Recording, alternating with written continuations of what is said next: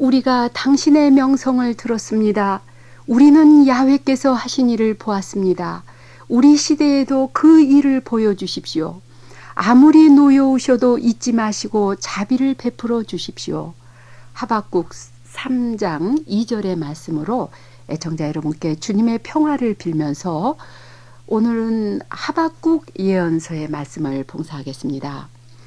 하박국서는 3장밖에 안 되는 짧은 글 속에 아주 풍부한 영적인 보화가 묻혀 있는 성서인데요.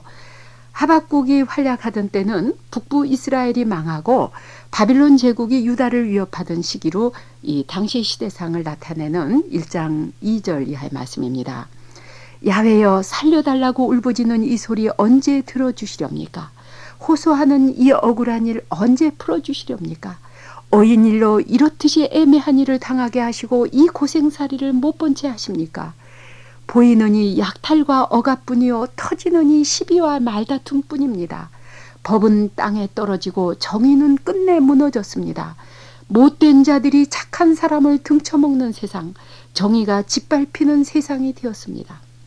하박국은 하나님께서 왜 하필이면 무자비하게 문민족을 죽이는 자들, 유다보다 더 악한 바빌론을 통해서 유다를 벌하시는지, 왜 죄인들 때문에 무죄한 사람들까지 희생되어야 하는지를 따집니다. 1장 12절 이하의 말씀이죠. 어찌하여 그들을 채찍으로 삼아 벌하십니까? 어찌 배신자들을 못 본 채 하십니까? 나쁜 자들이 착한 사람을 때려잡는데 잠자코 계십니까? 이렇게 그는 온통 뒤dom벅이 된 듯한 이 세상에서 너무나 멀리 계시는 듯한 하느님을 향해서 절규하고 있어요. 어인일로 이렇듯이 애매한 일을 당하게 하시고 이 고생살이를 못 본 채 하십니까? 오늘 우리도 기가 막힌 현실 앞에서 하박국과 똑같은 질문을 하게 되죠. 하나님을 향해 큰 소리로 외쳤던 하박국이 하나님의 소리를 더 잘 듣기 위해서 높은 망대로 올라가 두 눈에 불을 켠 듯 끓는 열기로 기다리면서 말을 합니다. 2장 1절에 이제 하나님 1장에서 하박국이 하나님께 그 탄원을 한 다음에 2장에서는 하나님의 목소리를 듣기 위해서 올라가는 예언자를 상상해 보세요. 내가 던진 질문에 무슨 말로 대답하실지 내 초소에 버티고 서서 기다려 보리라. 눈에 불을 켜고 망대에 서서 기다려 보리라. 이때 그는 주변을 돌아다보며 힘께나 쓰는 못된 인간들을 열거하면서 규탄합니다. 화를 입으리라로 시작되는 5가지 저주는 남의 것을 긁어 모아서 치부하는 자, 저만 잘 살겠다고 남을 훔쳐먹는 자, 노동력 착취자, 이웃에게 술을 퍼먹여 골아 떨어지게 하고는 그 치부를 헤쳐보는 것들과 우상 숭배자들을 저주하면서 사악한 자들이 받게 될 징벌을 묘사하고 있어요. 하박국은 무서운 재난 앞에서 뱃속이 뒤틀리고 입술이 떨리고 뼛속이 녹아내리며 아랫도리가 후들거리며 재앙이 떨어지는 날만을 기다리고 있다고 3장 16절에 말합니다. 그때 그는 어느 날 문득 흉작으로 폐허가 된 땅을 바라다 보았어요. 포도, 모화가, 올리브, 이 과수가 깡그리 망가지고 밭곡식도 나지 않고 양떼와 소떼, 가축, 목축이 다 망해버린 비참한 상황이었죠. 그처럼 모든 것을 잃고 주식도 외환도 무역도 경영도 다 망해버린 현실에서 바뀐 것은 아무것도 없는데 고발과 저주로 일관했던 1, 2장과는 전혀 달리 하박국 3장의 분위기는 순종의 기도, 찬미의 시편을 읊고 있어요. 예언자는 기뻐 뛰며 환성을 지를 뿐 아니라 날래게 산등성이를 마구 치달을 만큼 환호하고 있습니다. 도대체 무엇이 하박국을 그처럼 변하게 했을까요? 이것은 이스라엘 역사에 현존하시는 하느님과의 만남으로 인한 것이었어요. 예언자는 3장 1, 2절에서 출애굽의 놀라운 하느님의 업적을 상기하면서 우리 시대에도 그 일을 보여주십시오라고 간청합니다. 이제 그는 하느님의 오심을 3장 3절 이하에 모사하면서 출애굽 때와 같은 야훼 전쟁을 3장 8절 15절까지의 기술하고 또 출애굽의 백성을 앞장서 가신 하느님의 영광스러운 승리의 현실을 묘사하기를 이제 이 탈출기 19장 16절에 나오는 하느님의 나타나심과 비교를 하고 있어요. 그는 구원 역사에서 하느님의 명성을 듣고 그 하신 일을 보았을 때 역사의 모든 시점에 현존하시는 하느님을 만났고 그 순간에 그는 완전히 다른 사람으로 변화되어서 외칩니다. 3장 17절 19절의 말씀입니다. 비록 무화과는 안이 열리고 포도는 달리지 않고 올리브 농사는 망하고 팥곡식은 나지 않아도 비록 우리에 있던 양떼는 강되었고 목장에는 소떼가 보이지 않아도 나는 야훼 안에서 환성을 올리렵니다. 나를 구원하신 하느님 안에서 기뻐 뛰렵니다. 야훼 나의 주께서 힘이 되어주시고 사슴처럼 날랜 다리를 주시어 나로 하여금 산등성이를 마구 치닫게 하십니다. 이렇게 외치죠. 하느님과의 만남을 체험한 한 인간의 삶과 그가 속한 공동체의 삶을 만난 한 사람이라도 하느님을 만난 사람이 있을 때 개인과 공동체를 완전히 변화시켜 주시는 것을 여기서 알 수가 있어요. 하느님을 만난 사람에게서는 모든 문제가 문제성을 상실해 버린다는 것 거듭 말씀을 드립니다. 절규나 원망이나 시비가 없어지죠. 하박국처럼 하느님을 원망하고 권력자들의 부정부패를 단죄하고 규탄하던 그 분노와 잡다한 문제들이 하느님의 빛으로 비추어질 때 그 시각이 일순간에 달라진 것이죠. 그래서 2장 4절에 의인은 믿음으로 산다는 이 확신이 하느님과 만난 하박국에서 사도 바울로에게서 그리고 우리 자신들에게서 나오게 되는 것입니다. 하박국은 히브리어로 포옹하는 사람을 뜻한다고 하는데요. 이는 예언자가 자기 마음의 팔로 다른 이를 포옹하면서 기운을 북돋아주고 가난한 이와 우는 이의 위로자가 된다는 뜻이기도 합니다. 오늘은 마침 복되신 동정 마리아의 원죄 없이 진 잉태 대축일인데요. 성서에 나오는 성모님의 역할을 잘 나타내주는 낱말 중 하나가 하박국, 말하자면 포옹하다는 말이 아닐까 해요. 성모 마리아는 특히 아픔과 슬픔, 고통 중에 있는 사람들을 어머니 품으로 포옹하면서 위로하고 정구해 주시는 예언직을 소명으로 받으신 분이시죠.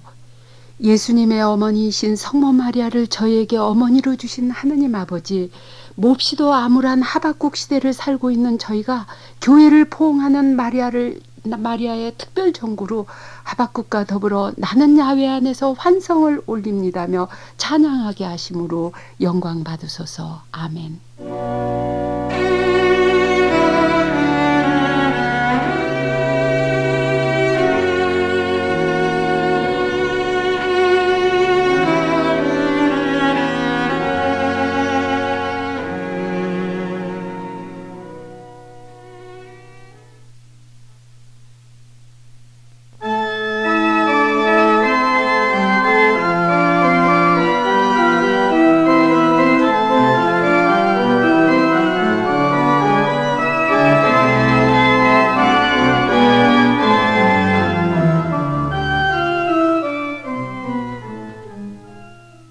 참 예수님, 이 백성을 보살펴 주십시오. 우리 하느님 야훼께로 오게 하십시오. 거짓 없는 사랑, 한결같은 사랑을 베풀어 주십시오. 미가 7장 20절의 기도로 애청자 여러분께 주님의 평화를 빌면서 미가 예언서의 말씀을 봉사하겠습니다. 만민들아 들어라는 1장 2절의 말씀으로 미가의 예언은 탐욕과 권력과 남용과 윤리의 타락으로 부패한 남북 왕조 유다와 이스라엘의 멸망을 예고하면서 거역하기만 하던 야곱의 죄, 그것은 누구의 짓이냐? 사마리아의 짓이 아니더냐? 못할 짓만 하던 유다 가문의 죄, 그것은 누구의 짓이냐? 예루살렘의 짓이 아니더냐라고 외칩니다. 미가는 불의하게 가난한 자들을 억압하는 대도시의 구조적인 사회학과 그러한 죄악상을 합리화하거나 권력자들에게만 유리한 법률을 제정해서 서민 계층을 합법적으로 착취하던 비리를 고발합니다. 죄악으로 허물어질 그 도시의 참상을 내다본 미가는 이사야처럼 야훼 영에 사로잡혀서 나는 발가벗은 채 맨발로 돌아다니며 가슴을 치고 울어야겠구나. 야훼께서 내리신 재난이 예루살렘 성문에 다다랐다. 1장 8절 12절에서 이렇게 외치면서 노예처럼 벌거벗고 맨발로 걸어다니고 그 도시의 멸망과 그 백성의 유배를 예언을 했어요. 미가는 세력가는 폭행으로 가득 차고 주민들은 속임수로 가득 찬 대도시 수도소를 향해서 외칩니다. 이 성읍에서 사는 무리들은 들어라.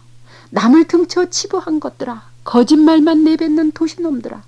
말끝마다 사기를 하는 것들아. 들어라. 천벌받을 것들. 부정한 대로 부정축제한 것을 나 어찌 용서하겠느냐. 그런 죄를 보고 어찌 멸망시키지 않겠느냐라고 6장 10절 이하에서 말씀하십니다. 특히 정의를 몹시 싫어하고 공정한 것은 모두 곡해하는 백성의 지도자들을 힐책합니다. 이는 그들이 백성의 피를 빨아 시온을 세웠고 백성의 진액을 짜서 예루살렘을 세웠기 때문이었어요.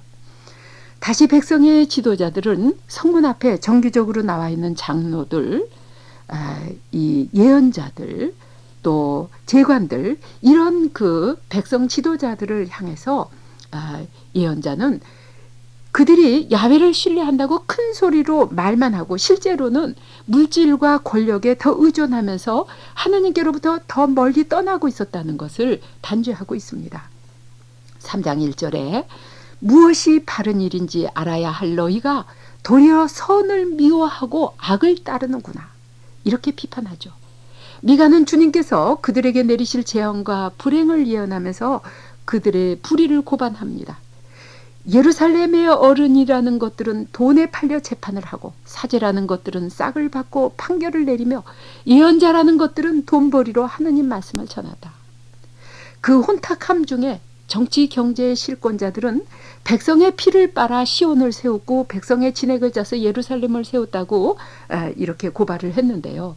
이렇게 모래 위에 세운 경제성장과 1등 국민은 파도가 한번 치자 다 쓰러져 가버리는 기초 없는 건물임을, 실속 없는 거짓임을 고발하는 예언자가 늘 국가보안법 위반자로 몰리게 되었고, 나라가 망하기 직전까지 남의 돈 펑펑 쓰면서 그 거짓된 현실을 바로 보려고 하지 않은 그러한 그 거짓 안정을 또 고발을 합니다.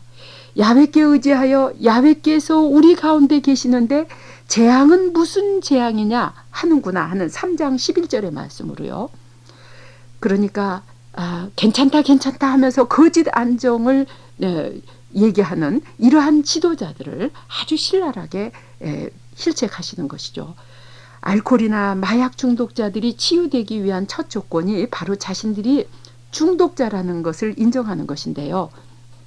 망하기 직전까지도 괜찮다 하고 망한 다음에서도 눈가림을 하면서 괜찮을 것이라고 하고 현실을 있는 그대로 인정하려고도 하지 않고 보려고도 하려고 하지 않을 때는, 그리고 또 모두에게 있는 그대로 정직하게 펼쳐놓지 않을 때는 죽음 외에 달리 재생의 길이 없다는 것을 미가는 얘기하고 있습니다. 미가는 이스라엘과 유다 남북 왕조를 위협하는 야훼의 분노가 바로 그들 자신의 죄 때문이라는 것을 거듭 얘기하고 있어요. 거짓과 폭력과 우상과 미신의 죄임을 일깨우면서요. 그러한 치욕과 징벌의 메시지를 전해야 했던 예언자에게 하나님의 말씀은 쓸개처럼 쓰디썼고, 시온과 그 백성에 대한 사랑이 컸던 미가는 다가올 파멸에 대한 환시로 괴로웠어요. 7장 1절에서 3절에 이렇게 말씀하십니다. 답답하구나. 이 나라에서는 하느님의 은덕을 보답하는 사람 만날 수 없고 정직한 사람 하나 찾아볼 수가 없구나. 모두가 피에 목말라 숨어서 남을 노리고 저마다 제 결례를 잡으려고 그물을 친다. 몹쓸 일에만 손을 대고 관리들은 갓나가는 것 아니면 밟지도 않으며 재판관들은 뇌물을 주어야 재판을 하고 집권자는 멋대로 억울한 선고를 내리는구나. 그러나 나 한 사람부터라도 환각에서 깨어나 세상을 바라보는 거기에, 바로 살려고 하는 거기에 희망의 빛이 비쳐나오리라는 것을 미가는 외칩니다. 7장 7절의 말씀입니다. 그러나 나만은 야훼를 우러르고 하느님께서 구해 주시기를 기다리리라. 나의 하느님께서 내 소원을 들어주시기를 바라면서라고요. 이 구원하시는 하나님의 권능에 의지해서 확신을 잃지 않고 아직도 예언자는 우리를 향해서 외칩니다. 특별히 참된 예배가 어떤 것이냐고 묻는 사람들, 이 혼탁한 이 시대에 하느님을 찾으려면 우리는 어떻게 해야 됩니까? 어떻게 많은 재물을 바쳐야 되나요? 무엇을 해야지 우리는 하느님을 찾을 수 있겠습니까? 하는 이 물음에 대해서 6장 8절에서 말씀하십니다. 이 사람아, 야훼께서 무엇을 좋아하시는지 무엇을 원하시는지 들어서 알지 않느냐?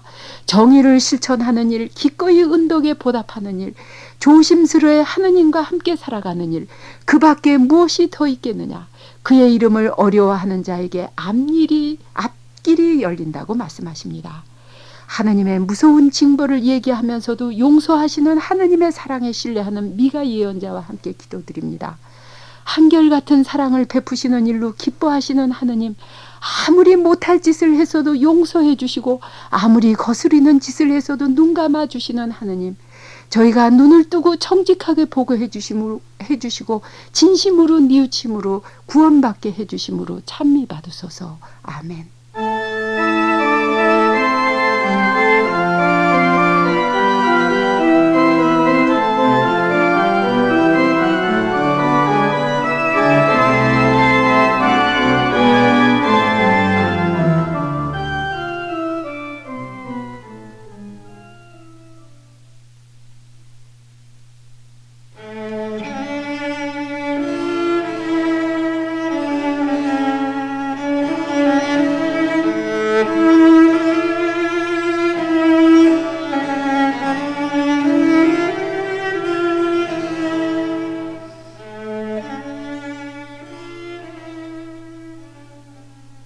참 예수님, 나는 이렇게 나의 말을 너희 입에 담아준다. 보아라, 나는 오늘 세계 만방을 너의 손에 맡긴다.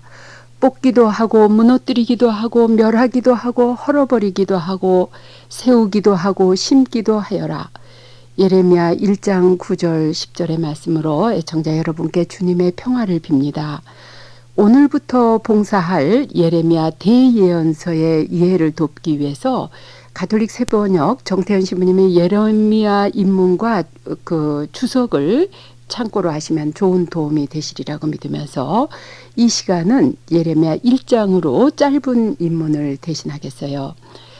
베냐민 땅 아나돗에 살던 사제들 가운데 하나인 힐키야의 아들 예레미야는 요시야 왕 때 예언자로 부르심을 받고 유다 멸망 직전에 혼란기에 교체된 두 왕들 여호야킴과 시드키야 왕 시대였던 기원전 627년에서 587년경까지 하느님 백성의 역사상 가장 처참했던 시기에 주님의 말씀을 예언자는 전하고 있어요. 예레미야는 사랑하는 조국 유다의 멸망과 백성의 비운을 미리 보면서 멸망을 자초한 온갖 악행을 깨우치고 혼신의 힘을 다해서 하느님의 말씀을 전했지만 권력자들은 물론 백성들까지도 그를 냉소로 대했고 친지와 가족들에게도 이해받지 못했던 고독한 예언자였죠. 그가 비탄의 눈물과 박해 중에 살다가 성도 예루살렘의 패망과 백성의 유배를 목격하면서 가슴이 찢어지는 아픔을 받아야 했고 강제로 에집트에 끌려가서 허무한 최후를 맞았던 고난의 예언자라는 것은 예레미야로부터 600년이 지나서 십자가에 죽기까지 배척과 순환을 당하신 주 예수님을 예표하고 있어요. 북왕조 이스라엘이 망하고 남한 유다가 망하기 바로 직전 최후의 예언자였던 예레미야의 예언은 절박하고 다급합니다. 그는 주님의 말씀이 나에게 내렸다. 이러한 그 단호한 어조로 그 백성의 잘못을 바로잡으면서 앞으로의 대책을 강력하게 전합니다. 그러나 예언자가 그처럼 열정적으로 하느님의 말씀을 전해야 하는 말씀의 봉사직을 받아들이는 데는 상당한 갈등과 진통이 따랐다는 것을 1장에서 볼 수가 있어요. 그가 하느님의 부르심에 주님, 저는 아이라서 말을 잘 못합니다라고 하는데요. 이 말은 그가 공직을 수행할 연령인 30세가 아직 되지 않았다는 뜻이라고도 해설하지만 그보다는 그가 대중 앞에서 주님의 말씀을 전하기에는 아이처럼 미성숙하고 아는 것도 들은 것도 별로 없어 부족하기 이를 데 없음을 자각하는 데서 나온 이 자기의식의 말이 아닐까 생각이 돼요. 그러나 주님께서는 아이라는 소리를 하지 말아라. 내가 너를 누구에게 보내든지 너는 가야 하고 무슨 말을 시키든지 하여야 한다. 사람을 두려워하지 말라. 내가 늘 옆에 있어 위험할 때면 건져주리라고 하십니다. 이처럼 예언자는 하느님께서 부르신 사람이지 스스로 나서는 사람이 아니라는 말씀입니다. 주님께서는 손을 내밀어 예언자의 입에 대시며 이르시기를 나는 이렇게 나의 말을 너의 입에 담아준다. 보아라, 나는 오늘 세계 만방을 너의 손에 맡긴다. 뽑기도 하고 무너뜨리기도 하고 멸하기도 하고 헐어버리기도 하고 세우기도 하고 심기도 하여라. 이러한 사명과 능력을 주시죠. 세계 제국들의 흥망성쇠가 군사력이나 경제 정치에 달린 것이 아니라 주님께서 당신 예언자를 통해서 하시는 주님의 말씀에 달렸다는 의미입니다. 하느님의 말씀은 소리로 들을 뿐만 아니라 눈으로 보는 것까지 포함을 하는데요. 이 예언의 환시가 1장 11절에서 19절 사이에 나옵니다. 주님께서 예레미야에게 무엇이 보이느냐고 물으시자 감복숭아 가지가 보입니다 하고 대답하죠. 이 감복숭아 나무는 이른 봄철 제일 먼저 꽃을 피워서 겨울을 깨우고 봄 소식을 알리기에 주님의 깨어 지켜보심과 연관이 잘 되고 있어요. 여기서 히브리 언어의 유희라고 할 수 있는 이 몇 마디 단어 한번 잠깐 소개를 해드리겠어요. 감복숭아를 히브리어로 샤켓이라 하고 이 낱말하고 비슷한 쇼켓이라는 말은 깨어있다 또는 지켜보다라는 말과 연결이 되는데요. 여기서 예언자가 감복숭아가 보인다고 했을 때 샤켓이라고 했을 때 주님께서도 그 백성을 깨어 보시리라 하는 쇼켓이라는 말하고 이렇게 그 연결이 되고 있습니다. 이것으로 우리가 성서 본문을 직접 읽지 못하지만 성서 저자들이 어떻게 그 인간의 언어로서도 하느님의 말씀을 전하려고 노력했는지를 엿볼 수가 있다고 봅니다. 예언자는 감복숭아 꽃이 피어남을 보듯이 확실하게 바빌론이 유다를 침공해 올 것을 분명하게 알려주죠. 예언자가 본 두 번째 환시는 끓는 솜물이 북쪽에서 쏟아져 내릴 듯이 기울어져 있는 것으로서 북녘의 왕국들이 끓는 솜물처럼 쏟아져 내릴 그 재앙을 예시하고 있어요. 주 하느님께서 말씀하시기를 이 나라에 사는 모든 사람에게 북녘에서 재앙이 쏟아져 내리리라. 이는 내 말이니 잘 들어라. 그 왕들은 몰려와서 예루살렘 성과 유다의 모든 성들을 둘러싸고 예루살렘 성문 어귀에서 항복을 받으리라. 나는 나의 백성이 저지른 모든 죄를 이렇게 심판하리라고 합니다. 남왕조 유다가 국가 존립이 위태롭게 되자 우방이라고 믿었던 아시리아의 긴급 지원을 요청했고 귀빈 대접을 받으면서 입성한 우방 연합군 왕들에게 온 나라의 정치, 경제, 문화 모든 부분에서 자율권을 박탈을 당한 신탁 통치에 들어갔던 시기에 예레미야는 또 다른 신흥 제국인 바빌론이 끓는 물처럼 쏟아져 내릴 것을 예고하고 있는 것입니다. 코앞에 다가온 만국의 조짐을 전혀 보지 못하고 거짓 평화를 외치면서 낙관론에 빠졌다가 몰아닥친 무서운 재앙에 너무나 가슴이 아팠던 예언자는 그 백성을 사랑하시는 하느님의 아파하심을 전달받은 눈물의 예언자라고 할 수 있어요. 나는 이렇게 나의 말을 너의 입에 담아준다고 하시는 주 하느님, 오늘처럼 몹시도 어려운 때에 저희 모두가 하느님을 향해 손을 높이 쳐드는 백성이 되게 하시며 저희에게 당신께 능력을 받은 참 지도자, 주님의 뜻을 따르는데 최선을 다하려는 참 예언자를 보내주심으로 찬미와 영광을 받으소서. 아멘.